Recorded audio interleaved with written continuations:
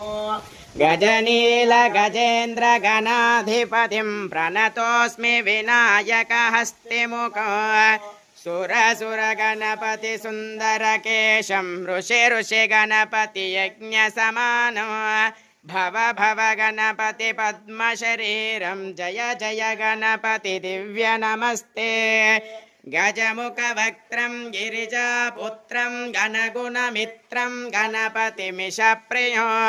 करद्रुतपरुषं कङ्कणपाणिं कपलितपद्मरुचो सुरपतिवन्द्यो सुन्दरनृत्यं सुरचितमणिमकुटो प्रणमत देहं प्रकटिततालं षड्गिरितालमिदो तत्तषड्गिरितालमिदो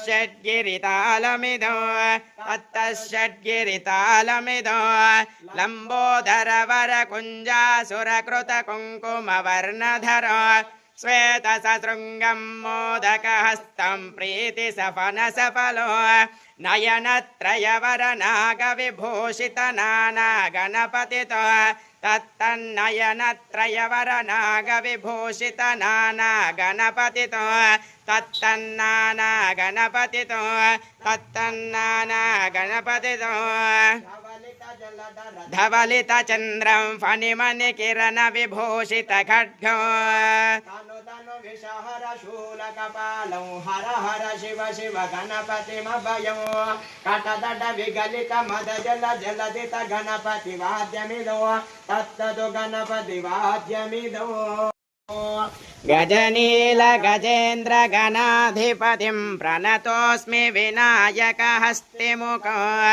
सुरसुर गणपति सुन्दरकेशं ऋषि गणपति यज्ञसमानो भव भव गणपति पद्मशरीरं जय जय गणपति दिव्य नमस्ते